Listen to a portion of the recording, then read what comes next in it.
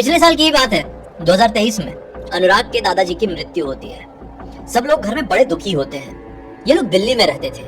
दिल्ली में अनुराग के दादाजी, मम्मी, पापा और अनुराग खुद रहते थे। उस समय अनुराग स्कूल में पढ़ाई करता था। आई थिंक वो 11th में रहा होगा। ठीक है, दादाजी की मृत्यु में सबको बहुत शोक होता है। लेकिन उसी समय टिपिकल जैसे फिल्मों में होता है ना, वैसा ही बिल्कुल इनके घर पे एक वकील आता है। मतलब अंतिम क्रिया जो 13वीं वगैरह होती है ना, उसके बाद इनके घर पर एक वकील आ जाता है। वकील क्या बताता है कि इनकी जो मृत्यु हुई है, इनका नाम दीनदयाल रख देते हैं। दीनदयाल जी की जो मृत्यु हुई है, उन्होंने कहे थे कि मेरी मृत्यु के बाद मेरे वसीयतनामे को मेरे परिवार के सामने पढ़ देना। तो मैं वसीयतनामा लेकर आ गया हूँ। वकील जी पढ़ते हैं कि दीनदयाल जी की प्रॉपर्टी का एक बहुत बड़ा हिस्सा इनके पहले बेटे को मिलता है। पहले बेटे कौन? अनुराग के पिताजी। और वो बहुत बड़ा हिस्सा क्या था? वो बहुत बड़ा हिस्सा था राजस्थान के एक छोटे से गांव में मौजूद एक बहुत बड़ा बंगला। जी हाँ, जहाँ पर दीनदयाल जी ने अपना बचपन बिताया था, जहाँ पर दीनदयाल जी का जन्म हुआ था। एक स्टेज में आने के बाद उन्होंने राजस्थान का गांव छोड़ दिए थे। इनका बेटा जब बड़ा हो गया था, यानी कि अनुराग के पिताजी जब बड़े हो गए थे, तो सब के सब दिल्ली में शिफ्ट हो गए थे। और राजस्थान के गांव वाला जो बंगला था, वो समय के साथ बिल्कुल वीरान होता चला गया। शहर में रह रहे दीनदयाल जी के बेटे और पोता अनुराग सब सोचते थे कि हमारे जो गांव में वो हमारा जो बंगलो है, उसकी देखभाल दीनदयाल जी के पुराने मित्र करते हैं। उनको उस बंगले की ज्यादा जानकारी नहीं थी, क्योंकि कुछ मतलब ही नहीं था। इन लोगों ने दिल्ली में बढ़िया से अपना बढ़िया रोजगार जमा लिए थे, बढ़िया से फ्लैट में रहते थे, कोई तकलीफ थी नहीं, तो गांव तरफ ज्यादा ध्यान जाता भी नहीं था। और इनफैक्ट अनुराग क्लास 11th में आ गया था, लेकिन फिर भी एक बार भी राजस्थान के उस गांव के उस पुश्तैनी बंगलों में नहीं गया था। खैर, वकील जी बताते हैं कि आपका वही वाला पुश्तैनी बंगलो आपके नाम होता है। ये मतलब हिला देने वाली बात थी, क्योंकि अभी हाल फिलहाल में दीनदयाल जी की मृत्यु हुई थी और वकील ऐसा आकर बोल रहा है। थोड़ा सा अजीब लगता है कि पिताजी ने पहले से अपनी मृत्यु के बारे में ऐसा सोच के रखे थे क्या। ये सारी चीजें ना फिल्मों में ठीक लगती है, रियल लाइफ में थोड़ा झटका दे देती है कि पिताजी ये सब कुछ सोच रहे थे। लेकिन ठीक है, वकील जी वसीयतनामा सुनाकर उनको डॉक्यूमेंट्स देकर निकल जाते हैं। और फिर 13वीं के कुछ समय बाद, यानी मृत्यु के लगभग 1.5-2 महीने बीत जाते हैं।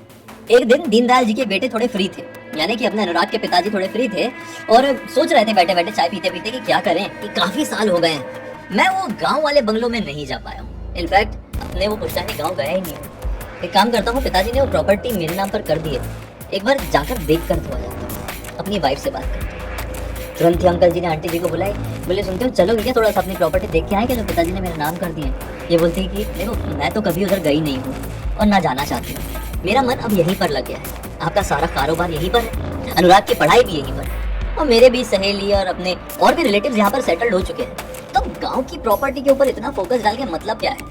और वैसे भी अभी मेरी एक फ्रेंड है, उसके घर पे एक फंक्शन होने वाला है, अब मैं कहाँ जा पाऊंगी। अगर फिर भी आपका बहुत मन कर रहा है, उस प्रॉपर्टी में इतना लगाव लग रहा है, तो आप जाओ देखकर आ जाओ, मैं नहीं रोक रही हूँ। ये सोचते कैसा करूँ यार, अनुराग से पूछता हूँ, अनुराग बेटा सुनना, चलेगा क्या गाँव वाली अपनी प्रॉपर्टी देखने के लिए, दादाजी ने जो मेरे नाम कर दिए हैं। अनुराग कहता है पापा क्या करेंगे यार, अब तो अच्छे खासे यहाँ पर रह रहे हैं ना, छोड़ो ना।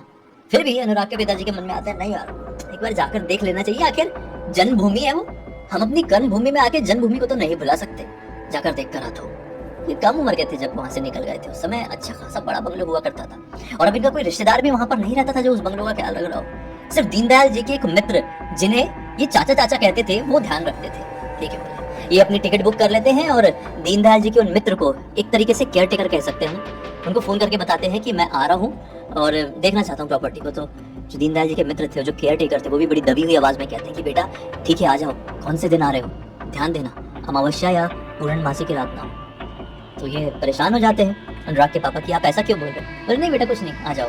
ठीक है, ट्रेन की टिकट बुक हो गई, ये राजस्थान के एक शहर में पहुंच गए। उस गाँव तक ट्रेन नहीं जाती थी, उतरे, शाम का टाइम हो चुका था, इन्होंने एक 4 व्हीलर गाड़ी बुक की है और उस गाड़ी से उस गाँव की तरफ निकल पड़े। बीच में थोड़ी सी भूख प्यास भी लग गई तो गाड़ी रुकवा दी, फिर ढाबे में खाना पीना खाए हैं और वो गांव पहुंचते तक रात के लगभग 10 बज गए। अभी क्या, अभी दरअसल वो जो बंगला था ना इनका, वो थोड़े इस गांव के आउटस्कर्ट्स में था। मतलब एक तो ये गांव खुद एक आउटस्कर्ट में है और वो बंगलो और आइसोलेटेड एरिया में, मतलब ऐसे एरिया में कि नॉर्मली लोग वहां पर जाए ही ना, एकदम दूर दराज के इलाके में। जैसे लोग फार्म हाउस जैसा बना देते हैं ना, बिल्कुल वैसा इन लोगों ने उस जमाने में कई जमाने पहले बनाए हुए थे। मतलब समझ लो दीनदयाल जी के पिताजी ने बनाए हुए थे बहुत साल पहले। ठीक है, दीनदयाल जी के मित्र से मिलते हैं, इनका नाम कुछ रख देते हैं, अंकल जी बोलते हैं, चलो ठीक है इनको अंकल जी बोलते हैं। ठीक है, तो अंकल जी दीनदयाल जी के मित्र से मिलते हैं और वो भी काफ़ी ज़्यादा खुश होते हैं मिलके, इनको चाय पानी करवाते हैं, खाना वाना खिलवाते हैं और बोलते हैं बेटा कब जाने का प्लान है बंगला देखने के लिए। ये बोलते हैं कि आज तो काफ़ी समय हो गया है, रात के लगभग 11:30 बज रहे हैं, अब क्या ही मैं उधर तरफ जाऊँ, एक काम करता हूँ कल सुबह ही निकल जाते, बेहतर रहेगा। दीनदयाल जी के मित्र जो कि केयर टेकर थे उस बंगलों के, वो खुश हो जाते हैं। ठीक है, बोलते हैं अच्छी बात है, तुम रात में वहाँ पे ना ही जाओ तो बेहतर है। तो अंकल जी बोलते हैं कि आप ऐसा क्यों कह रहे हैं, हमने केयर टेकर से कहते हैं। तो केयर टेकर जी बोलते हैं कि यार बेटा, पता नहीं कुछ साल पहले वहाँ पे एक अजीबोगरीब घटना घट गई थी, जिसके बाद लोग बोलने लगे कि उस बंगले में ढेर सारी आत्माएं घूमती हैं, भूत प्रेत पिशाच, और जो कोई भी उस बंगले के आसपास भी गुजरता है तो वहाँ पर रह रहा एक आदमखोर पिशाच उस सामने वाले आदमी को झपट लेता है और फिर उसके टुकड़े टुकड़े करके उसका खून और मांस पूरा चूस चूस कर खा जाता है। सिर्फ और सिर्फ बचता है सामने वाले व्यक्ति का नरकंकाल। दीनदयाल का वो घर अब एक साधारण घर नहीं रहा, एक साधारण बंगला नहीं रहा, बल्कि वो एक भूत बंगला बन चुका है। अरे चाचा जी क्या बात कर रहे हैं आप, हंसते हुए अंकल जी बोलते हैं अपने केयर टेकर से। अरे चाचा जी आज के जमाने में ये सारी चीजें एग्जिस्ट करती है क्या? आप तो बिल्कुल वो भूतिया वाला माहौल बना दिए। पुराने जमाने में फिल्में देखा करता था जब मैं बहुत छोटा था, कौन सी तो फिल्म आई थी यार, उस फिल्म में भी ना एक केयर टेकर था वो लालटेन लेकर आता था और ऐसी बड़ी बड़ी आंखें करके डरा डरा के एक बगले की कहानी बताता था। आप तो बिल्कुल वही वाली फील्ड में चले गए। चाचा जी चुप हो जाते हैं सुनते। केयर टेकर चाचा जी बिल्कुल शांत, मुंह लटकाए नीचे देखने लगते हैं। 2 मिनट अंकल जी का हंस के खत्म होता है, बोलते हैं चाचा जी देखो बुरा मत मानना, गांव वाले लोगों की आदत होती है दिल का ताड़ बना देने की, राई का पहाड़ बनाकर रख देते हैं। ऐसा कुछ नहीं होता चाचा जी, हमने बहुत दुनिया देखे हुए हैं, हमारी दिल्ली में ऐसी बातें बहुत नॉर्मल है, लोग तो जोक बना देते हैं, आप लोग बड़ा सीरियस लेके बैठते हैं। चाचा जी शांत है, बोलते ठीक है बेटा, अगर तुम्हारा इतना मन है तो देख लो, जैसा भी करना है। हाँ चाचा जी मन तो बुरा है, और अब ऐसा मन हो गया है कि मैं कल दिन में नहीं कल रात में ही बंगले को देखने के लिए जाऊंगा। चाचा जी शौक थे, कुछ बोलना चाह रहे थे लेकिन नहीं बोले, अंकल जी के सामने नहीं बोल पाए। ठीक है बेटा अभी सो जाओ, कल देखना क्या करना है। सो जाते हैं अंकल जी, चाचा जी सब लोग सो गए। केयर टेकर को मैं चाचा जी बोल रहा हूँ, कंफ्यूज मत होना, और अनुराग के पिताजी को अंकल जी बोल रहा हूँ, ठीक है। सो गए जाके बढ़िया से। अगला दिन निकला, अगले दिन ये पूरे गाँव में घूमे, मस्त टाइम पास किया, अपने बंगलों तरफ तो गए नहीं, शाम होने का इंतजार कर रहे थे, क्योंकि अभी अंकल जी को प्रूफ करना है कि केयर टेकर चाचा जी झूठ बोल रहे हैं, या फिर वो एक वहम है, या फिर पूरे गांव वाले एक झूठी सोच के साथ जी रहे हैं कि हमारा पुश्तैनी बंगलो भूतिया बन चुका है। ठीक है भाई, शाम का वक्त आया, मैं बोला अंधेरा होने वाला है, निकलता हूँ। केयर टेकर चाचा जी के घर पे रुके हुए थे, समझ में आ गया होगा आपको। तो केयर टेकर चाचा जी के घर से इनका जो बंगलो था वो लगभग 2.5 किलोमीटर था। ये बोले पैदल ही वॉक करते हुए निकलता हूँ, थोड़ा समय और निकल जाएगा, प्रॉपर अंधेरा हो जाएगा। ये घर से निकले और वहां पर पहुंचने में लगभग 8 सवा 8 बजा डाले। 8 सवा 8 बजे गाँव में लोग अपने घरों के अंदर चले जाते हैं, सोने या डिनर करने की तैयारी करने लगते हैं आज के टाइम में भी।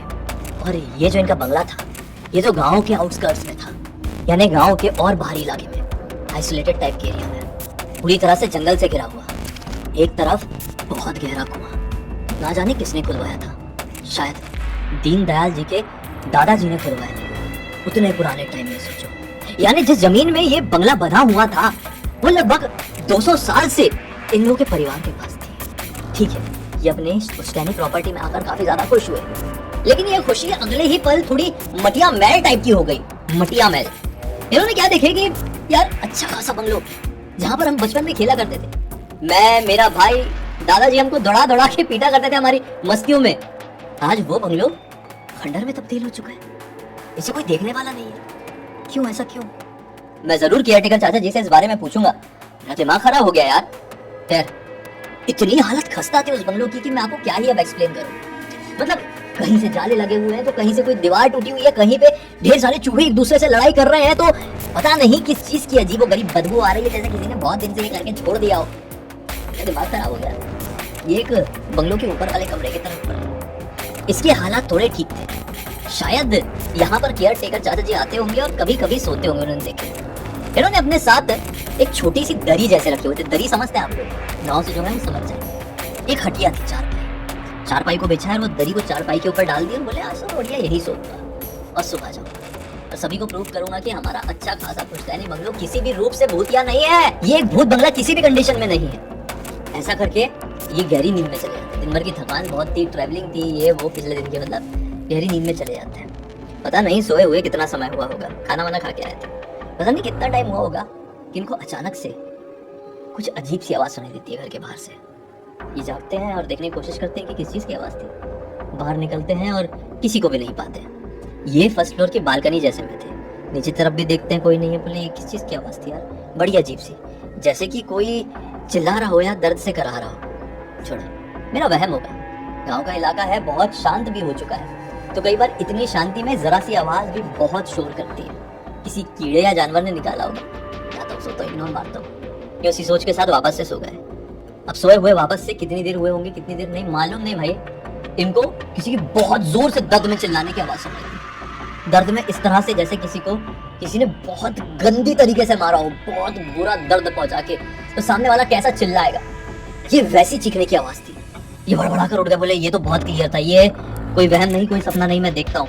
फिर ये बाहर निकल कर देखे कुछ, बोले ये क्या मैटर है यार, क्या हो क्या, थोड़ी देर देखता हूँ मैं यहाँ पर कोई है तो। वो इधर उधर हुए, नीचे जाके भी देखने की कोशिश की, लेकिन लिटरली कोई भी नहीं था। बोले पक्का मुझे कोई अजीबोगरीब सपना आ रहा है, वो सता रहा है। मैं जाता हूँ, थोड़ा लेटता हूँ, अभी तुरंत नहीं सोता, थोड़ा लेटता हूँ और देखता हूँ कि सचमुच में किसी की आवाज़ आ रही है, कुछ लफड़ा है क्या। कि फिर से अपने बिस्तर में चले जाते अपनी चारपाई में और लेटे लेटे इधर उधर देखने लगते हैं कि अचानक से इनको गोली चलने की आवाज़ सुनाई देती है। ये तो गोली चली है पक्का वाली। और जैसी गोली चली है, रियलाइज की गोली चली है पक्का वाली। जिस कमरे में लेटे हुए हैं फर्स्ट फ्लोर के, उस कमरे का दरवाजा बाहर से खुला है और दरवाजे के अंदर कोई एंटर किया भागते हुए। उसको देखकर क्लियर ऐसा लगा कि वो डरा सहमा आया हुआ है, किसी से बचते हुए अंदर भागकर आया है। अंधेरा था, गांव है, ये ना जाने कितने दिनों से बंद है, कोई लाइट फाइट नहीं है यहाँ पे। जी हाँ, थोड़ी बहुत रोशनी थी, जो ये रोशनी पा रहे थे वो अपने मोबाइल की वजह से पा रहे थे। तो जिस समय ये लेटे हुए थे और जिस समय दरवाजा बाहर से खुला था, कोई अंदर आया था, तो इनका फ्लैश लाइट ऑन नहीं था। बाहर की चांद की रोशनी से इतना तो समझ में आया कि कोई व्यक्ति अंदर घुसे, लेकिन चेहरा कहाँ से दिखेगा, दिख सकता है क्या? नहीं।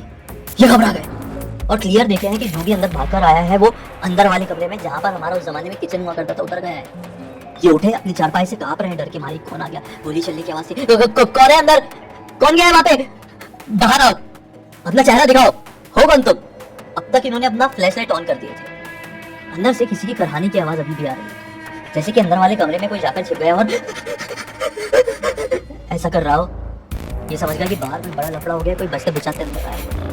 ये हिम्मत करके धीरे धीरे कदमों के साथ किचन की तरफ बढ़ते हैं और जैसे ही अंदर पहुंचते तो क्या पाते, अंदर कोई भी नहीं, कोई भी नहीं। ये कैसे हो सकता है? अंदर वाला कमरा लिटरली बहुत छोटा है और ज्यादा कुछ सामान भी नहीं कि वो सामान के अंदर छुप जाए। कोई भी नहीं। कौन है यहाँ पर, कोई आया हुआ था क्या? ये फिर से अपने सामने वाले कमरे की तरफ जाते जहाँ पर ये सो रहे थे और वहां पर भी कोई नहीं और बाहर वाला दरवाजा अभी भी खुला हुआ है। तो बाहर तरफ भी भागते हुए कोई दिखाई नहीं दे रहा है। बोले ये क्या था, क्या लिटरली मैंने क्लियर देखा कोई अंदर आया। जाने दो यार, अभी मैं पूरी रात जागता हूँ, बैठे रहता हूँ। ये पूरी रात अपनी चारपाई में बैठे रहे। इस वक्त समय लगभग रात के 2 का हो रहा था। बैठे रहे, रात के 3 बजे से इनको ऐसी ऐसी आवाजें सुनाई देना शुरू हुई है ना, जैसे कोई इतना चीख रहा हो, जैसे कोई किसी को बहुत पीट रहा हो, जैसे कि गोलियां चल रही हो, जैसे कि इनके बिस्तर के नीचे ही कोई बैठकर रो रहा हो। ऐसी ऐसी आवाजें कि इनका दिल सहम गया। 2 मिनट में इनका दरवाजा बाहर से खुलता, अंदर कोई आता और किचन की तरफ जाकर छिप जाता, फिर बाहर से खुलता, फिर कोई आता छिप जाता। मेरे रोंगटे खड़े हो रहे हैं आज फिर से बताते हुए, लेकिन ये लिटरली उनके साथ हो रहा था। 2 मिनट में दिखाई दे रहा है, 2 मिनट में चीजें रिपीट हो रही है, गोलियों की आवाज सुनाई दे रही है। अब इनका दिमाग खराब कि मैं यहाँ से जाऊं तो कैसे जाऊं, इतनी रात गए, समझ में नहीं आ रहा है बाहर कुछ गड़बड़ है जिसके चक्कर में कोई बचते बचाते अंदर आ रहा है या फिर अंदर ही कुछ गड़बड़ है। इनको मेरे चाचा जी की बताई हुई बात दिमाग में आई। शिट बोले, चाचा जी और पूरे गांव के लोग सही तो नहीं बोलते, हमारा ये पुश्तैनी बंगलो कहीं भूतिया बंगला तो नहीं बन गया सचमुच में। भगवान का जाप करता हूँ मैं, अगर कुछ होगा भी तो मेरा कुछ बिगाड़ेगा नहीं। जय बजरंगबली, जय बजरंगबली, जय बजरंगबली, जय बजरंगबली करते हुए अपनी पूरी रात काट देते हैं। सो के ठीक 5 बजे बोला मैं सेफ, मैं निकलता हूँ। ये जल्दी जल्दी उठे और बाहर की तरफ बढ़े तो बाहर एक व्यक्ति अपनी साइकिल से कहीं जा रहा था। बोले अरे सर, आप यहाँ पे क्या कर रहे हैं? ये बोलते कुछ नहीं है, मेरा ही घर है यार। बोले हाँ हाँ हम जानते हैं आपका घर है, लेकिन आप यहाँ पर क्यों? इन्होंने पूरी बात बताई कि ऐसा ऐसा मैटर हुआ है, मेरे पिताजी ने मेरे नाम कर दिए थे तो मैं आया हुआ था देखने के लिए। तो वो व्यक्ति बोलता है गाँव वाला कि आप इतने घबराए हुए क्यों लग रहे हैं, ठीक तो है, कुछ हुआ तो नहीं इस घर की वजह से? कि बोलते हुआ तो है ऐसा ऐसा। आदमी बोलता है सर आप पहले से दूर चलिए। वो आदमी थोड़ी खेत की तरफ इनको लेकर गया और फिर बताया कि सर आपका ये जो बंगला था एक टाइम पे पूरा नॉर्मल था, जैसे कि आप लोग छोड़ कर गए थे। फिर दीनदयाल जी के जो मित्र थे वो इसका ख्याल रखते थे। एक दिन भरी बारिश में उनकी बड़ी तबीयत खराब थी, वो बंगले की देखभाल करने के लिए नहीं आ पाए थे और उसी रात को गांव के मुखिया के घर पे चोरी हुई थी, बहुत कीमती चीजों की चोरी। गांव वाले सब इकट्ठे हो गए, तुरंत ही चोरी हुई थी और मुश्किल से 15 मिनट के अंदर पता चल गया कि मुखिया जी के घर पर चोरी हो गई है। गांव के सारे लोग ढूंढाई में लगे, मुखिया जी थे बड़े आदमी। उसी समय पुलिस भी आ गई। और किसी ने पुलिस वालों को खबर दे दिया कि जिस चोर ने चोरी किया है वो दीनदयाल जी के बंगले में जाकर छिपा हुआ है, क्योंकि बंगले में कोई आता जाता नहीं था। आपका बंगला तो ऐसे आउटर एरिया में है, तो चोर वहीं पर छुपा हुआ था आकर मुखिया जी के घर से चोरी करके। पुलिस वाले वहीं पर पहुंचे और उससे मुठभेड़ हो गई पुलिस वालों की। और वो जो चोर था ना, उसने एक हवलदार के ऊपर जानलेवा हमला भी कर दिया। तो फिर बस क्या, पुलिस वालों ने उठाया अपनी बंदूक, ठाए ठाए ठाए कर दी उसको, वहीं पर निपट गया वो।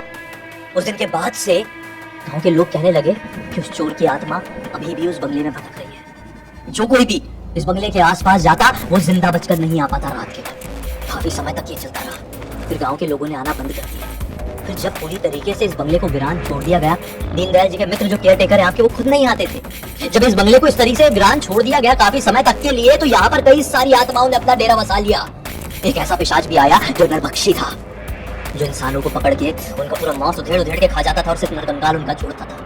कई सारे लोगों के साथ ऐसा हुआ। फिर बस यहाँ पे तो कोई नजर डालने भी ना आए। फिर एक तांत्रिक बाबा को बुलाए। तांत्रिक बाबा ने झाड़ फूक की और बोले कि बचना है तो इसके पास आना ही मत। मैंने झाड़ फूक तो कर दिया कि इसके अंदर की आत्मा बाहर नहीं निकलेगी, लेकिन आपको भी किसी को छेड़ना नहीं है, यहाँ पे नहीं आना है। इतने सालों से कोई नहीं आया, आप क्यों आए, वो भी रात के वक्त? ये बोलते शिट यार, ये तो बहुत बड़ी गड़बड़ हो गई, मैं निकलता हूँ जल्दी जल्दी। ये तुरंत ही अपने केयरटेकर अंकल जी के घर पर पहुंचे, चाचा जी के घर पर पहुंचे और पूरी बात बताया। बोले कि आपने मुझे पहले क्यों नहीं बताया? तो चाचा जी बोलते कि बेटा तुझे पहले बताया होता तो भी तू ऐसे ही हंसता जैसा कि मेरे पहले वाली बात पे हंसा है, मेरी मजाक उड़ाया होता। मैंने भी सोचा जाकर एक्सपीरियंस कर, तुझे भी समझ में आया कि मैं जो बोल रहा हूँ झूठ नहीं बोल रहा हूँ, और भूत प्रेत जैसी चीजें इस दुनिया में सचमुच में होती है।